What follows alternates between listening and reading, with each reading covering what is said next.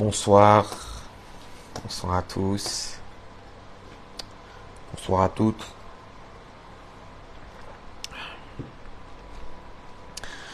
J'ose espérer que vous allez bien.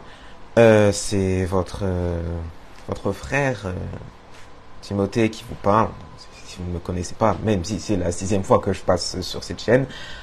Je suis le frère Timothée Pambou, fils du pasteur Guy, dans le cadre des vacances, comme tous les mardis, c'est la jeunesse qui s'exprime, et c'est moi qui m'y colle.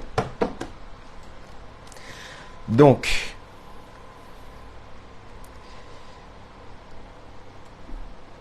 lors de notre dernière petite rencontre, nous avons discuté de ce qu'on ne devait pas être. Pour introduire notre sujet,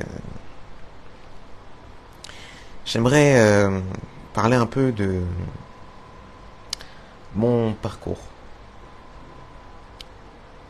Au début de ma conversion, et même avant, méditer la parole de Dieu n'était pas quelque chose d'aisé et de facile pour moi. Et quand il a fallu pour la première fois passer sur la plateforme dans laquelle je parle en ce moment même, bien que félicité par ma mère a posteriori, je ne sais pas si c'est comme ça qu'on dit, je savais et je me disais que je pouvais faire mieux, que je pouvais faire bien plus, que je n'avais pas apporté tout ce que je pouvais apporter, que j'étais en dessous de ce que j'aurais pu faire. Encore plus loin avant ma conversion, depuis tout petit, bien que baigné dans l'église,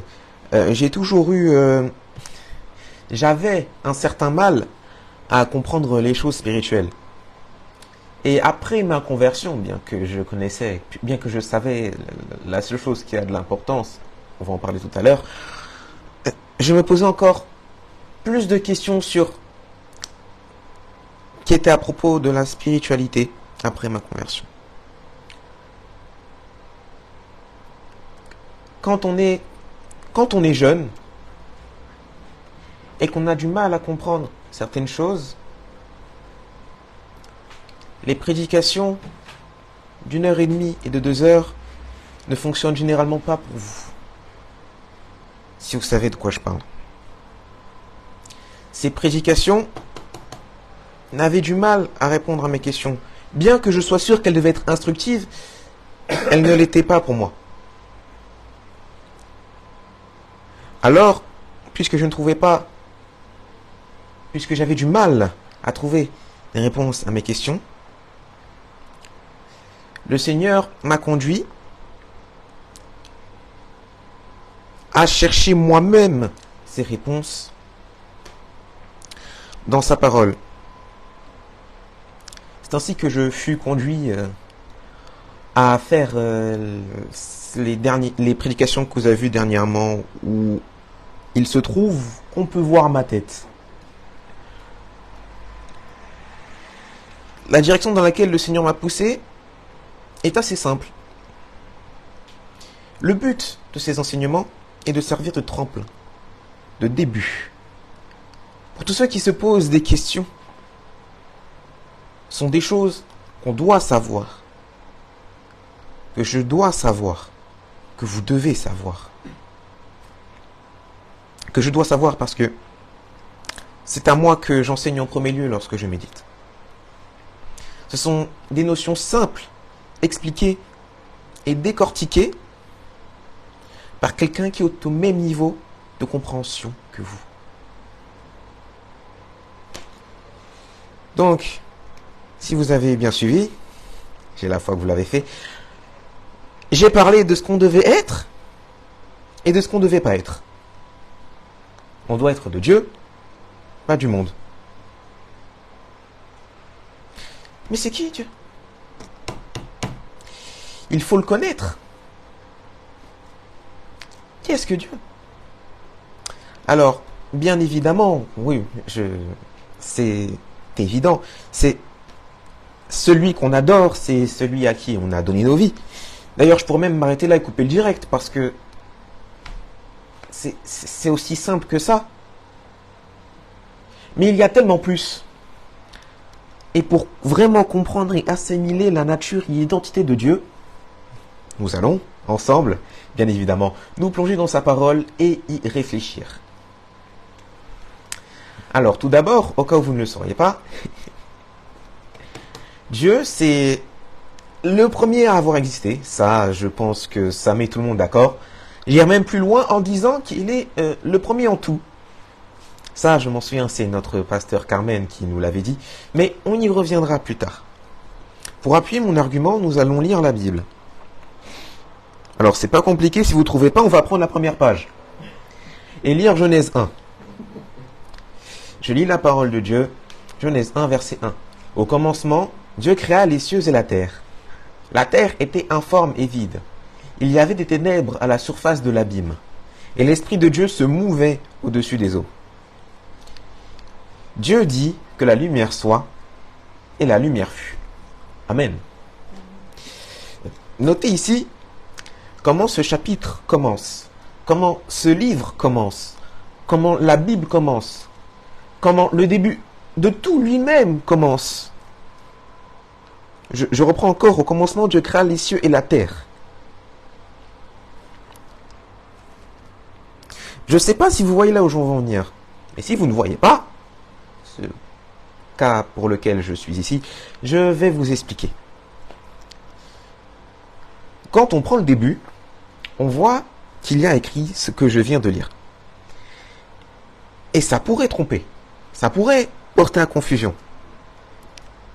Alors, pour mettre les choses au clair, je vous le dis, le commencement et Dieu, c'est pas le même moment. Dieu n'est pas apparu au moment du commencement pour créer le monde. Dieu était là avant le commencement, avant la Genèse, avant quiconque voulant se faire passer pour la personne la plus vieille au monde. Il était là, il a toujours été là. Ce n'est pas le commencement qui l'a déclenché, c'est lui qui a déclenché le commencement. Voilà pourquoi il est le premier.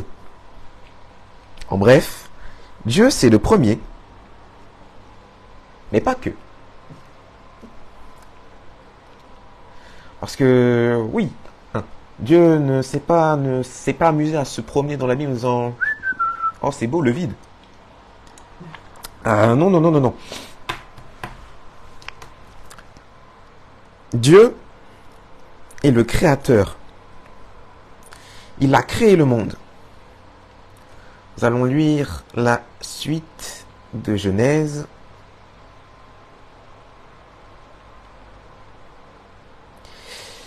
Verset 4. Dieu vit que la lumière était bonne, et Dieu sépara la lumière d'avec les ténèbres. Verset 5. Dieu appela la lumière jour, et il appela les ténèbres nuit. Ainsi il y eut un soir, et il y eut un matin, ce fut le premier jour. Verset 6, nous allons tout lire. Verset 6, Dieu dit qu'il y ait une étendue entre les eaux, et qu'elle sépare les eaux d'avec les eaux. Et Dieu fit l'étendue, et il sépara les eaux qui sont au-dessus de l'étendue d'avec les eaux qui sont en dessous de l'étendue. Et ce fut ainsi.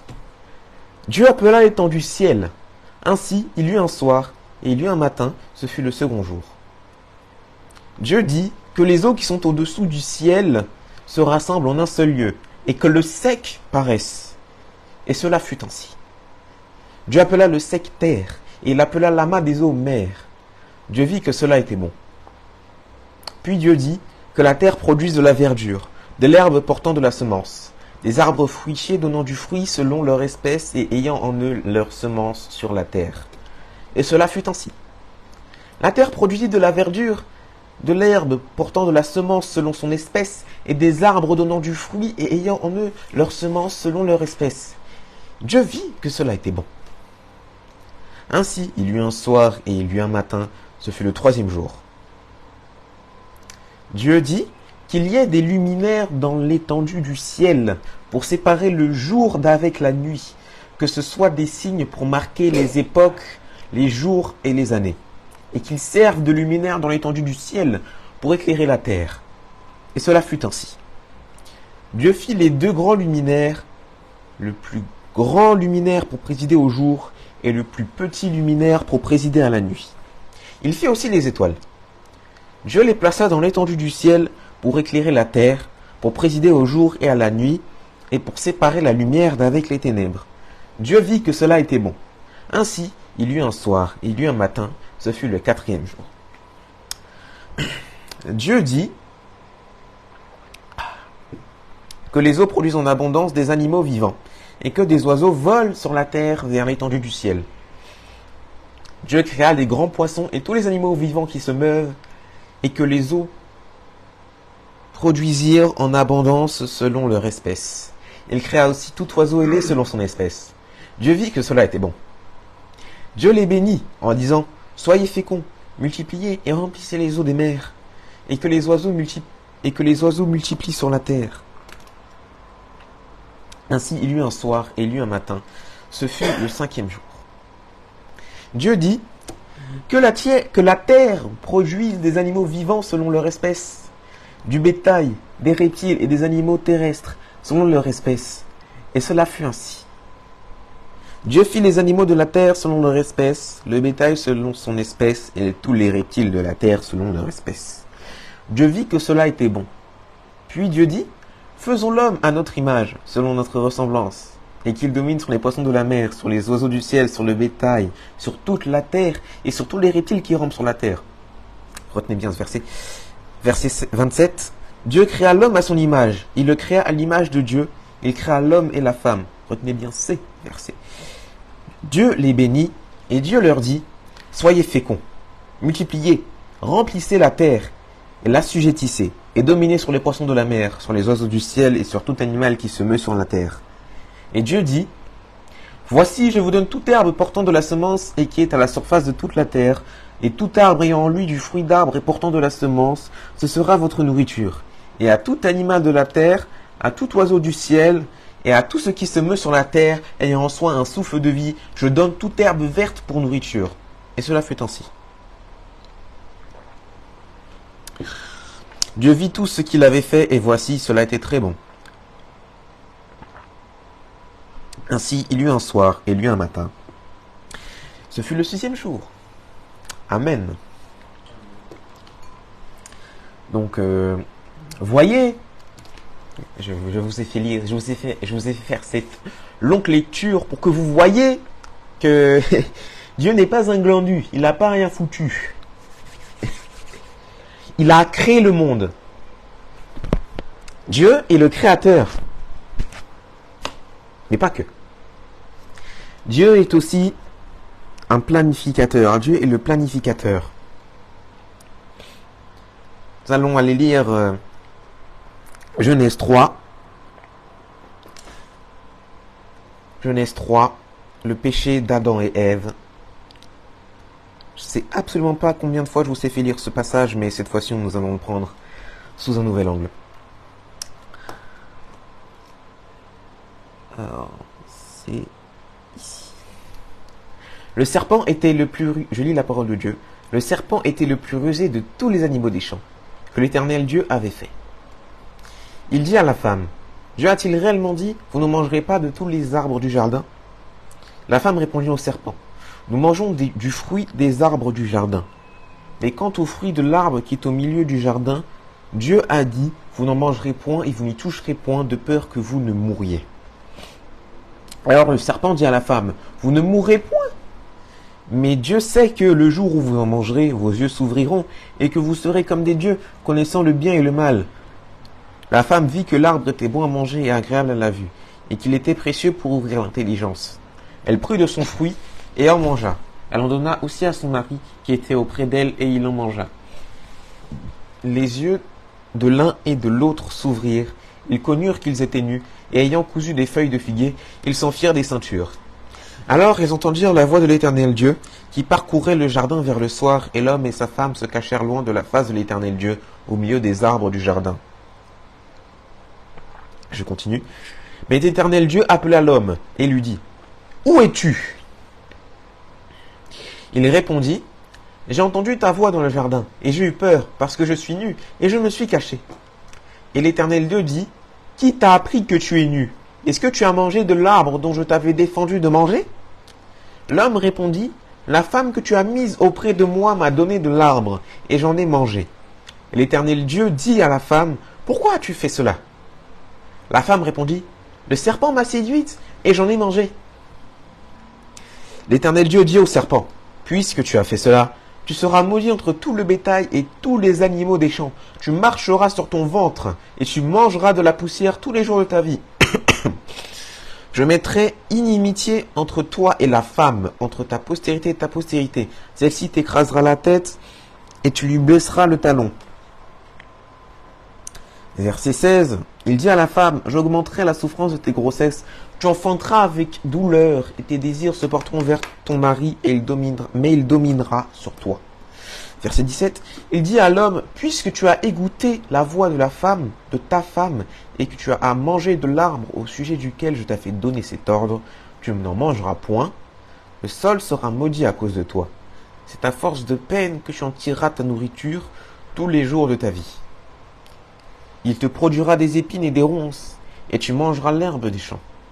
C'est à la sueur de ton visage que tu mangeras du pain, jusqu'à ce que tu retournes dans la terre d'où tu as été pris, car tu es poussière, et tu retourneras à la poussière. On va pas lire le verset 20 et 21, on lit le verset 22. L'Éternel Dieu dit, voici l'homme est devenu comme l'un de nous, pour la connaissance du bien et du mal. Empêchons-le maintenant d'avancer sa main, de prendre l'arbre de vie, d'en manger et de vivre éternellement. L'Éternel Dieu le chassa du jardin d'Éden pour qu'il cultivât la terre d'où il avait été pris. C'est ainsi qu'il chassa Adam et il mit à l'orient du jardin d'Éden les chérubins qui agitent une épée flamboyante pour garder le chemin de l'arbre de vie. Amen.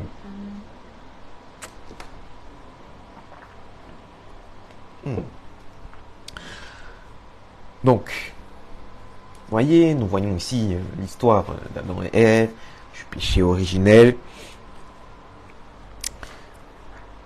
Dieu a conçu un plan. Dieu était un planificateur parce que, à ce moment-là, je vous l'avais déjà dit, mais on va porter sur un autre angle.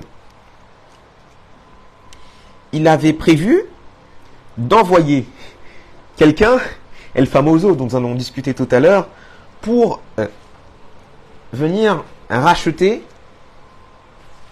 ses créations, sa créature. C'est un planificateur parce qu'il a conçu un grand plan, un très grand plan.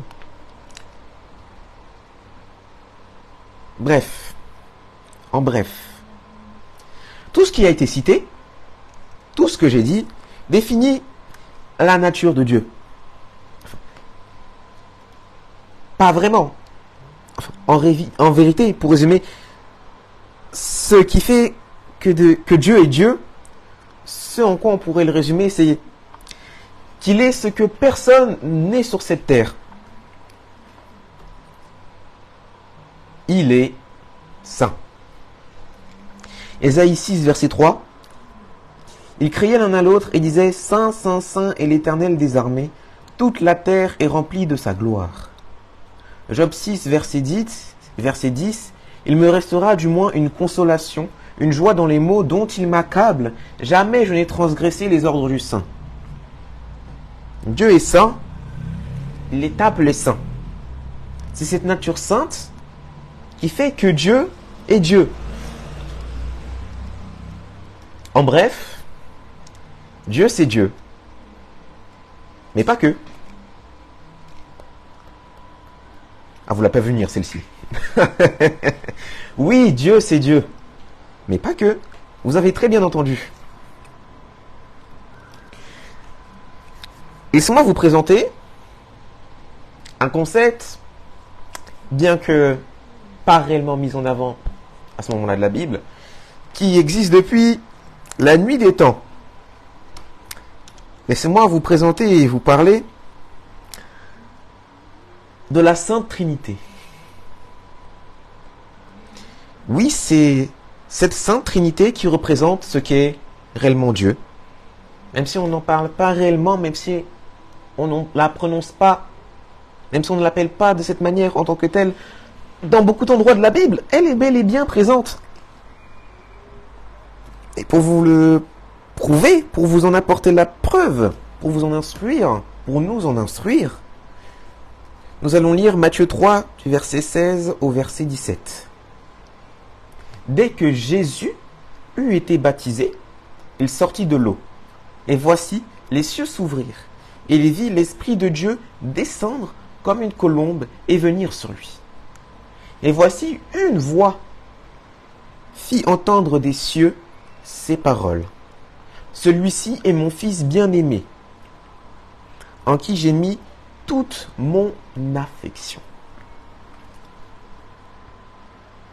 Voyez ici comment ces versets sont écrits. Bien qu'ils ne soient pas désignés en tant que tels, nous pouvons distinguer les trois aspects de cette Sainte Trinité. La personne dont nous avons parlé à l'instant, le Père, c'est cette voix qui fait entendre des cieux la parole qu'il a prononcée. Il y a le Fils, celui qui a été baptisé, Jésus-Christ, et la colombe qui est descendue des cieux, l'Esprit qui est venu se déposer sur Jésus, le Saint-Esprit. Alors, après avoir parlé du Père, on va parler du Fils. Alors, premièrement, ce Fils est un enfant particulier. Pas particulier dans le sens dont on pourrait l'entendre, même particulier comme ce film-là, Miss Peregrine, les enfants particuliers. C'est-à-dire que c'est l'enfant de Dieu. C'est le Fils. Je vous avais parlé du plan de Dieu, plus tôt, dans Genèse 3. Je ne vais pas vous le faire relire encore une fois. Soyez rassurés. Eh bien, le pivot clé de ce plan, c'est Jésus, le Fils. Et en tant que tel, il a reçu les pleins pouvoirs de la part de son Père. On arrive à ce qu'est le cœur de l'identité de ce Fils. Écoutez, il est Seigneur et il est Sauveur. Luc 2, verset 11. C'est qu'aujourd'hui, dans la ville de David, il vous est né un Sauveur, qui est le Christ, le Seigneur. Voilà ce qu'est le Fils. Un Seigneur de par sa position céleste, Fils de Dieu, celui qui est au-dessus de tout, descendant de David, à qui le pouvoir de sauver a été donné. Jean 5, verset 10. Les responsables des Juifs interpellèrent donc l'homme qui venait d'être guéri. C'est le sabbat. Tu n'as pas le droit de porter cette natte. Mais, répliqua-t-il, celui qui m'a guéri m'a dit, prends ta natte et marche. Et qui t'a dit cela? Lui demandèrent-ils. Mais l'homme qui avait été guéri ignorait qui c'était, car Jésus avait disparu dans la foule qui se pressait en cet endroit. Peu de temps après, Jésus le rencontra dans la cour du temple. Te voilà guéri, lui dit-il. Mais veille à ne plus pécher, pour qu'il ne t'arrive rien de pire. Il reviendra plus tard à ce dernier segment du passage. Voici donc l'identité et le pouvoir du Fils. Non pas dicté par les hommes, mais dicté par son Saint-Père. Là où les hommes disent qu'il n'a pas le droit de sauver, ben en fait si, il peut sauver. Hein, vous ne pouvez rien dire. Bref, le Fils est un Seigneur, est un Sauveur, mais pas seulement. Oui, je sais. Je ne nie pas le fait que ce soit le plus important, que Jésus soit le Seigneur et Sauveur dans nos vies. Mais il y a un complément, une addition, une petite subtilité. Ce serait mentir de dire que c'est tout ce qu'il y a. Jésus est aussi un rédempteur. C'est presque la même chose. mais pas vraiment. Laissez-moi vous montrer. Prenons l'exemple de la femme adultère. Jean 8, verset 1. Jésus se rendit au mont des Oliviers. Mais dès le matin, il revint dans le temple et tout le peuple s'approcha de lui. Il s'assit et se mit à les enseigner. Alors les spécialistes de la loi et les pharisiens amenèrent une femme surprise en train de commettre un adultère. Ils la placèrent au milieu de la foule et dirent à Jésus, « Maître, cette femme a été surprise en flagrant délit d'adultère. Moïse, dans la loi, nous a ordonné de lapider de telles femmes. Et toi, que dis-tu » Il disait cela pour lui tendre un piège afin de pouvoir l'accuser. Mais Jésus se baissa et se mit à écrire avec le doigt sur le sol. Comme il continuait à l'interroger, il se redressa et leur dit, « Que celui d'entre vous qui est sans péché jette la première pierre contre elle. » Puis il se baissa de nouveau et se remit à écrire sur le sol. Quand ils entendirent cela, accusés par leur conscience, ils se retirèrent un, à commencer par les plus âgés et jusqu'au dernier. Jésus resta seul avec la femme qui était là au milieu. Alors il se redressa et, ne voyant plus qu'elle, lui dit, « Femme, où sont ceux qui t'accusaient? Personne ne t'a donc condamné ?» Elle répondit, « Personne. » Seigneur. Jésus lui dit, « Moi non plus je ne te condamne pas. Vas-y désormais et ne pêche plus. » C'est vraiment un passage intéressant pour expliquer la distinction que j'essaie de vous présenter. C'est la différence, ou plutôt la transition entre le côté sauveur, si je puis dire, et le côté rédempteur. On le voit dans ce passage. En sa qualité de sauveur, le Seigneur Jésus sort la femme de cette situation. Il te sort de ta situation. Et en sa qualité de rédempteur, si tu le souhaites, bien sûr, parce qu'il ne peut pas t'y forcer, il coupe tes attaches au péché. Voilà pourquoi il dit à la femme adultère, va et ne pêche plus, parce qu'il a sorti du péché. Dans le dictionnaire, rédemption signifie se racheter, ramener quelqu'un au bien. C'est ce que le Fils fait. Il coupe tes liens, pour des raisons qu'on verra un peu plus tard, et il te ramène vers le bien. Il te rédempte, combien même je pense que ce ne soit pas un mot français. Dans cette notion de revêtement, c'est dans cette notion de nouveau départ que se caractérise ce côté du Fils. Et donc, le Fils est tout ce que j'ai dit plus haut. Ce sera mis d'accord là-dessus, je pense.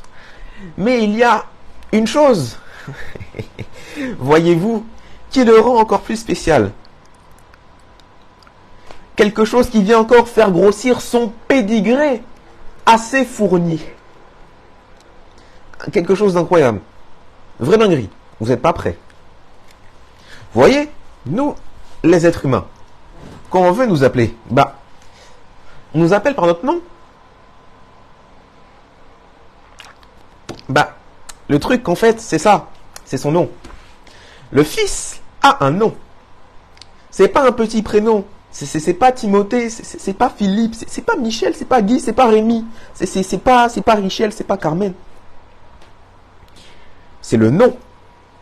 Au-dessus de tous les noms. Son nom a un pouvoir. Et il est tout puissant. La Bible dit que tout genou fléchit sous la puissance de son nom. Sous le pouvoir de son porteur. Sa suprématie est sans contexte. Il est au-dessus de tout ce qui est, qui était et qui sera. Il s'appelle Jésus. Il s'appelle Jésus. Jésus, ce nom tout puissant. Jésus, ce nom merveilleux. Lisons Philippiens chapitre 2 verset 9. À partir du verset 9, c'est pourquoi aussi Dieu l'a souverainement élevé et lui a donné le nom qui est au-dessus de tout nom. Verset 10. Afin qu'au nom de Jésus, tout genou fléchisse dans les cieux, sur la terre et sous la terre. Verset 11. Et que toute langue confesse que Jésus-Christ est Seigneur, à la gloire de Dieu le Père. Il est élevé, il est au-dessus de tout, sa demeure est dans les cieux, tout genou fléchit sous sa puissance, toute langue confesse son nom. Il est Seigneur, Sauveur, Rédempteur. Il est Jésus, Fils du Dieu très haut, Fils de l'Abba Père lui-même, Créateur. Quel pédigré impressionnant, je manque de doigts pour compter, rendez-vous compte. Et c'est ce Dieu suprême là, avec un big pédigré comme ça là, qui s'est sacrifié pour toi, au cas où tu ne le saurais pas. Il s'est même sacrifié pour tout le monde en fait, pour l'intégrité des personnes qui ont existé et qui existeront. Moi perso j'y pense, moi je suis rempli de joie, je suis hypé, je suis content. C'est quand même la seule personne qui s'est faite 100% Dieu et 100% homme. Philippiens 2 verset 5. Ayant en vous les sentiments qui étaient en Jésus-Christ, lequel, existant en forme de Dieu, n'a point regardé comme une proie à arracher, d'être égal avec Dieu, verset 7, mais s'est dépouillé de lui-même en prenant une forme de serviteur, en devenant semblable aux hommes, et ayant paru comme un simple homme. Incroyable! Incroyable! Vraiment incroyable! Et je n'ai même pas fini. Je n'ai même pas fini. Car j'ai parlé de Trinité il y a quelques minutes. Et je n'ai mentionné que 2 personnes. Alors maintenant, on va parler de la personne qui a été envoyée par le Père sur la demande du Fils, après avoir parlé de celui qui a été envoyé par le Père. Jean 14, du verset 16 au verset 17. Et moi, je prierai le Père, et il vous donnera un autre consolateur, afin qu'il demeure éternellement avec vous, l'Esprit de vérité que le monde ne peut recevoir, parce qu'il ne le voit point et ne le connaît point. Merci. Mais vous, vous le connaissez, car il demeure avec vous, et il sera en vous. Amen. Ainsi, voici le dernier, et pas des moindres, si je puis me permettre, tout de même, élément de cette Trinité. C'est l'Esprit avec un énorme E majuscule qui fut envoyé des cieux pour consoler les disciples de Jésus. Venir les consolider, préserver le travail qu'a fait la parole de notre Seigneur Jésus dans leur cœur. Mais qu'est-il? Oui, il console, oui, il consolide. Mais que fait-il concrètement? Bien-aimé, en vérité, le Saint-Esprit est capable de tout. Je dirais même plutôt qu'il nous rend capables de tout. On est d'accord? Le dessein de ces agissements inspirés est toujours le même, rendre la gloire à Dieu. Mais ce n'est pas toujours la même manière. Car les voies du Seigneur sont impénétrables, comme le dit la Bible, dans Genèse 55, Ésaïe 55 plutôt, du verset 8 au verset 9, ou encore dans Job 36, au verset 26, que je vous laisserai lire chez vous. En bref, le Saint-Esprit est un couteau suisse spirituel, en quelque sorte. Cependant, il fait principalement et très souvent 2 choses. 2 choses liées et assez importantes. Très importantes. Premièrement, l'Esprit est un instigateur. Il instigue. Que ça aille pour toi ou que ça n'aille pas, il vient mettre en toi les choses que Dieu a agréées, les choses que Dieu veut que tu manifestes. Quand ça ne va pas en sa qualité de consolateur, comme annoncé par notre Seigneur, il vient te consoler de cette manière-ci. Le Saint-Esprit est une sorte de boussole qui te garde, qui te maintient, qui te dirige vers le bon chemin. Romains chapitre 15, verset 13, je lis la parole de Dieu.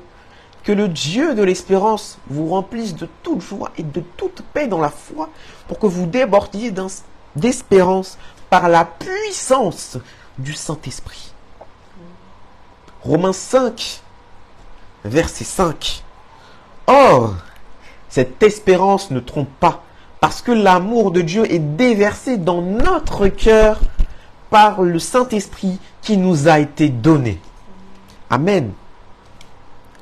Le Saint-Esprit vient aussi garder ton cœur, t'aider, parce qu'il ne fait pas tout à ta place. Faut pas pousser le bouchon non plus, parce qu'il est assez loin.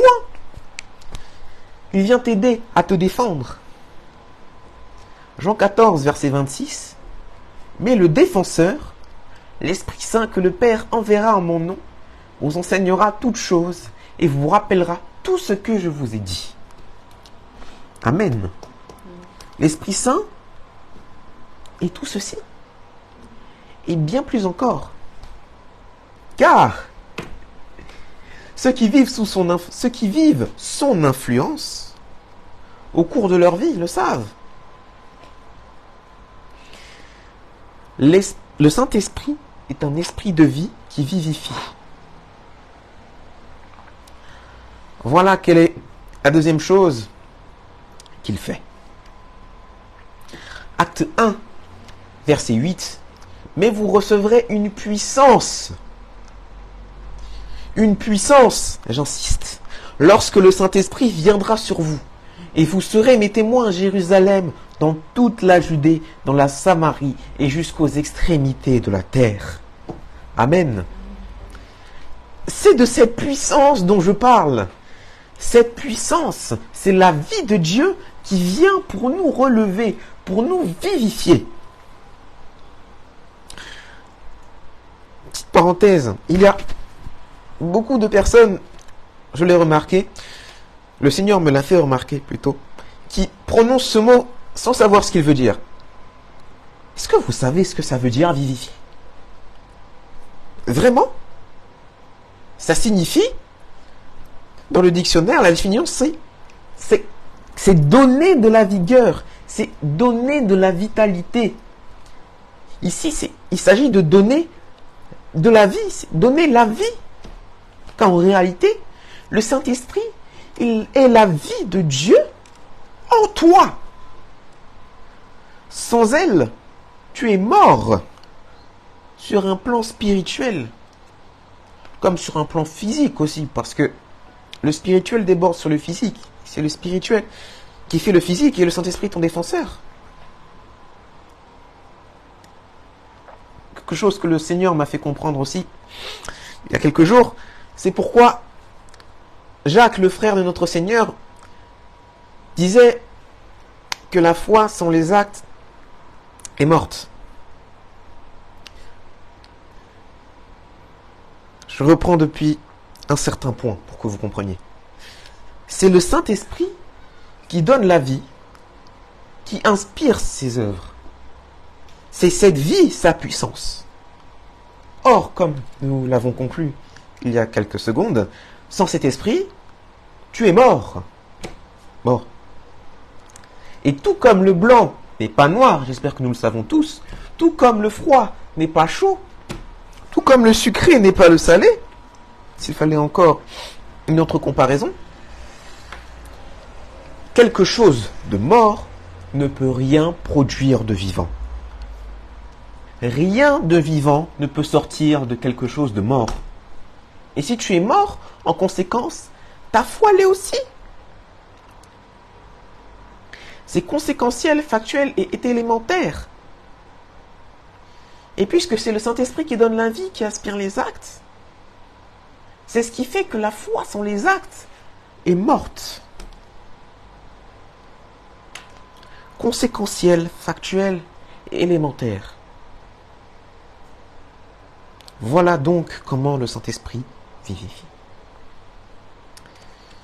Bien évidemment, je ne pouvais finir cette partie sans rappeler que le Saint-Esprit est saint, bien évidemment, parce que c'est de Dieu. Et je dirais même que c'est Dieu lui-même. Oui, mais Comment Dieu ça peut être Dieu et le Saint-Esprit ça peut être Dieu aussi? Laissez-moi vous expliquer. C'est formidable. C'est magnifique. Cette Trinité est une Trinité particulière. Car les éléments, les personnes, les entités la composant occupent le même rôle. Et par là, je veux dire qu'en fait, c'est la même personne en trois. Ils sont liés. Car Dieu le Père, Dieu le Père est Dieu. 2. Dieu le Fils, Jésus, est Dieu aussi. Oula. Et le Saint-Esprit, 3. L'Esprit de Dieu, c'est Dieu aussi. Sachez qu'ils sont interconnectés autant dans leur interpellation que dans leur agissement. Entends-je? Vous voulez des preuves? Bien. Il y a moult et moult preuves dans la parole que le Seigneur nous a donnée. Premièrement, d'un côté, Jésus lui-même a dit que nul ne peut aller au Père sans passer par lui. C'est un principe biblique. Tu passes par Jésus, il te sauve, il te rédempte. J'utilise encore un mot qui n'est pas français. Puis tu passes par cette porte pour aller rejoindre, tu gagnes l'accès au Père via Jésus. Jean 14, versets 5 à 6. On prend au verset 5 pour un peu de contexte. Thomas lui dit, Seigneur, nous ne savons où tu vas. Comment pouvons-nous en savoir le chemin? Verset 6. Jésus lui dit, je suis le chemin, la vérité et la vie. Nul ne vient au Père que par moi. Encore? Autre chose? Très bien. Lorsque le Saint-Esprit fut envoyé, comme nous l'avons mentionné précédemment, ça s'est fait par la demande du Fils au Père, qui a ensuite envoyé son Esprit chez ses disciples. Ce n'est pas assez? Eh bien, c'est très bien, parce que, en vérité, et on arrive à la partie la plus intéressante, je détiens la preuve vivante que ce que le Seigneur me fait avancer est vrai et véridique. On a commencé ce message en allant au début. On va donc le terminer en y retournant. Lisons encore Genèse 1, mais cette fois-ci, la partie que je vous avais demandé de retenir. Verset 26. Puis Dieu dit, faisons l'homme à notre image, selon notre ressemblance, et qu'il domine sur les poissons de la mer, sur les oiseaux du ciel, sur le bétail, sur toute la terre et sur tous les reptiles qui rampent sur la terre. Verset 27. Dieu créa l'homme à son image. Il le créa à l'image de Dieu. Il créa l'homme et la femme. Amen. Oui, mais des mots, c'est pas vivant. Si c'est que des mots, c'est pas une preuve.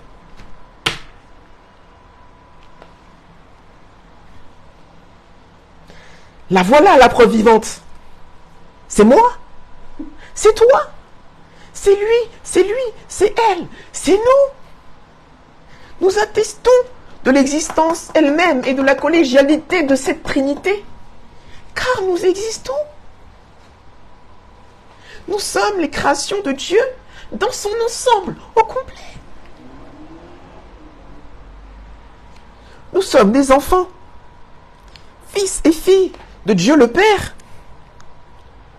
frères et sœurs de Dieu le Fils, Jésus-Christ, témoignant chaque jour des bontés de ces derniers, de leur miséricorde et de leur grâce inspirée, vivifiée par la toute-puissance du souffle de vie du Saint-Esprit. Alléluia! Vous comprenez? Est-ce pas magnifique?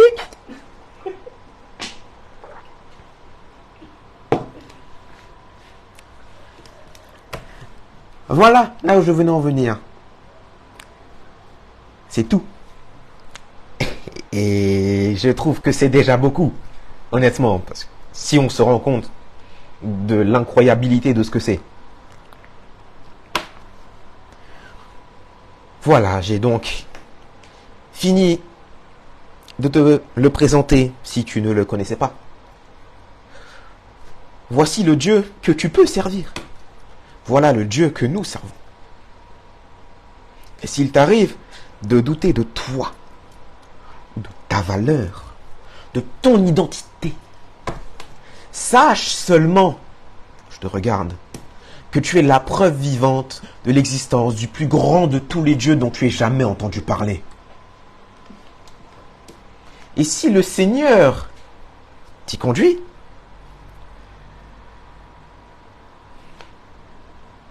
tu pourras aller regarder les anciens enseignements que le Seigneur a donnés à ses serviteurs par le biais de ce Saint-Esprit si magnifique et si puissant que je t'ai présenté tout à l'heure, qu'il nous a donné pour plus de détails.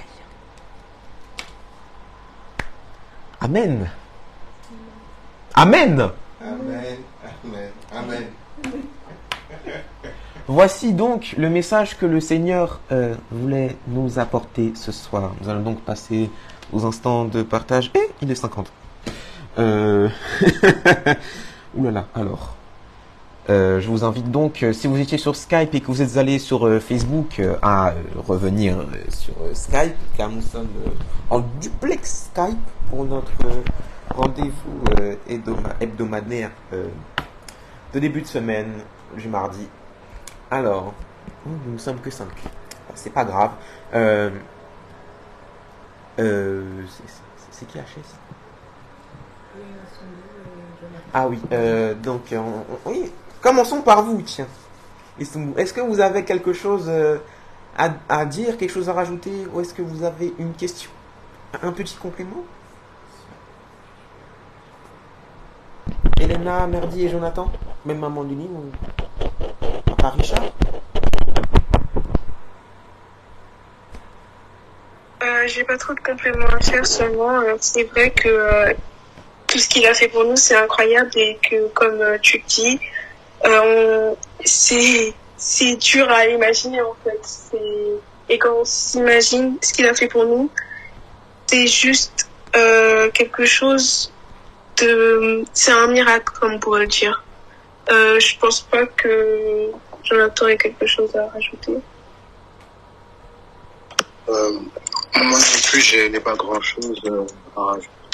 La parole qui nous a été apportée.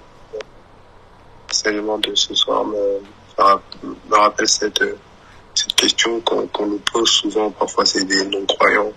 Et ce serait comment, la question qui commence par comment, mais on parle de Dieu, on parle du Tout-Puissant, du Créateur, comme tu as bien résumé qui il est réellement. La question du comment ne devrait même pas se poser. Tout est possible pour lui. Il en est capable. Merci, frère Timothée, pour la parole que tu nous as apportée.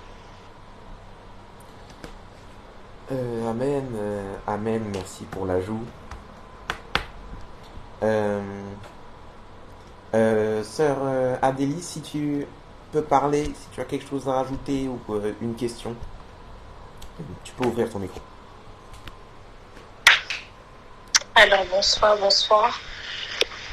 Moi je veux vraiment bénir le Seigneur pour ce message et particulièrement pour ta vie, parce que même de ton jeune âge, c'est un message qui m'a béni.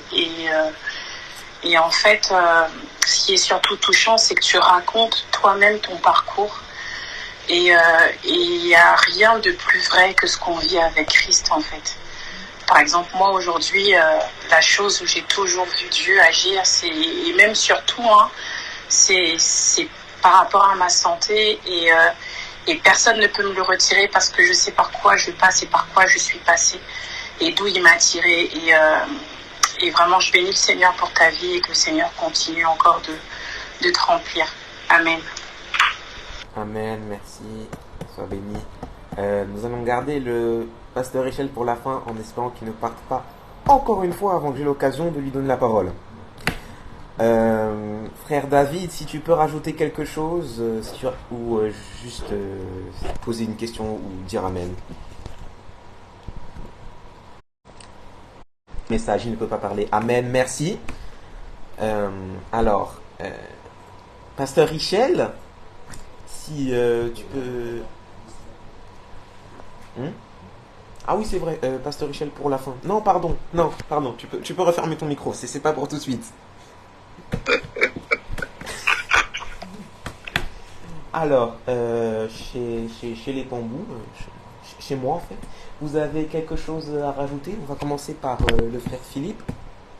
Non, merci, je n'ai rien à rajouter. Amen à la parole. Maman Michel. Bénir le Seigneur juste bénir le Seigneur pour la parole qu'il nous a apportée. Et merci pour la véracité du témoignage et que le Seigneur continue à te remplir, à te renouveler, à te fortifier et à se révéler un peu plus davantage à ton cœur. Amen, merci. Pasteur Guy. Alors, je bénis le Seigneur. Je crois que après une telle plaidoirie sur l'existence de Dieu, je crois que le juge Richel va libérer Dieu de toutes les accusations. Ça a été une très très très belle présentation. Bravo. Amen, merci. Pasteur Richel, donc, qui a une onction de juge maintenant apparemment, je n'étais pas au courant. Tu peux ouvrir ton micro si tu souhaites rajouter quelque chose ou poser une question. Et par la même occasion, tu pourras aussi prier pour la fin. Ok, d'accord. Bref, d'abord, on peut constater que tu es le digne fils de ton père. Et bénir le Seigneur pour cette pensée. Il y a une chose qui m'a manqué moi dans le début de ma vie chrétienne. J'en ai parlé souvent, oui, quelquefois. J'ai commencé mon expérience avec le Seigneur avec plus alors que c'est comme ça, quand c'est pas quelque chose de très intime, mais ça ne s'est pas poursuivi. Ma vie chrétienne s'est plus construite dans une vie d'église plutôt qu'une expérience personnelle. C'est beaucoup plus tard que je me suis rendu compte que j'avais des problèmes à prêcher Jésus, à parler de Jésus. Je pouvais enseigner sur une foultitude de thèmes, des fois pendant même très longtemps, mais Jésus, je séchais un peu. Et je me suis rendu compte qu'il y avait une étape dans ma vie chrétienne que j'avais loupée. J'ai dû donc revenir au pied du Seigneur pour avoir une nouvelle révélation du Seigneur. Et ça a été vraiment un tournant à titre personnel. Je le dis comme un témoignage. C'était vraiment un tournant à titre personnel. Et ça a complètement, ça a enrichi ma compréhension du Seigneur, ma compréhension du plan de Dieu pour la vie des hommes et pour ma vie. Ça m'a rendu plus utile pour les autres. Quand on a une révélation précise du Seigneur, ça permet de faire le tri sur beaucoup de choses qui peuvent paraître importantes, qui le sont peut-être, mais qui ne sont pas essentielles. Parce que Jésus étant la simplification, sans parler, quand je dis simple, ça veut pas dire négligé, ça veut dire que simple au sens de clair. De clair, la simplification de Dieu, en fait. Jésus, lorsque Dieu a voulu se montrer aux hommes, il s'est révélé par le biais de Jésus. Donc, chaque homme peut comprendre Dieu au travers de Jésus. Donc, quand on est dans une perception de la relation avec Dieu, la compréhension de ce qu'est la nature de Dieu, ça simplifie beaucoup de choses. Les choses sont très claires. Il y a des, vous remarquerez que souvent lorsque vous discutez avec tous ceux qui essaient de vous demander des comptes de votre foi, souvent ils vont perdre du temps sur des sujets inutiles. Ils vont dire ouais mais pourquoi alors mais si pourquoi un homme, pourquoi comment Dieu va habiter dans le corps d'un homme, ce genre de choses là. Alors qu'en vérité quand on a la révélation du Seigneur, en fait toutes ces choses qui paraissent incompréhensibles pour ces gens deviennent des évidences pour nous. Je termine par, je discutais avec un témoin de Jéhovah à une époque, qui sont très très forts dans des notions comme ça doctrinaires, et il me dit oui mais c'est quoi cette histoire où vous imaginez quand même que Dieu ne peut pas se montrer n'importe comment et tout ça, et il me donnait une définition du nom de Dieu qui voulait dire celui qui se montrera comme il voudra se montrer. En fait quand il dit je suis là, et effectivement c'est une définition un peu comment je vais dire, étymologique, un peu large, dans la façon dont Dieu s'est présenté à Moïse. Et effectivement elle existe. Je dis mais si, comment est-ce que tu peux dire que Dieu se définit par celui qui peut se montrer, celui qui se montrera comme il veut se montrer, et ne pas accepter la façon dont lui se montre, et pense que c'est impossible que Dieu se montre de telle ou telle manière. Et il était bloqué. Souvent on a des incohérences comme ça, parce que cette absence de révélation du Seigneur nous emmène dans cette espèce de bourbier où les gens se rentrent dans des choses complètement, oui, se perdent et tout ça. Et au final, on construit une foi qui n'est pas solide, parce qu'une foi qui n'est pas basée sur la compréhension et la connaissance du Seigneur au travers de Christ n'est pas une foi solide. Et je bénis le Seigneur parce que toi déjà à ton âge, au début de ta foi, au début de ta vie chrétienne, tu as compris ça. Donc Seigneur bénisse la vie, ta vie et ce qu'il a décidé de faire avec toi, parce qu'on peut pas commencer comme ça sans que Dieu ait quelque chose de particulier à faire avec toi. Ça, je laisse le soin à tes parents de le gérer. Je pense que c'est bien fait.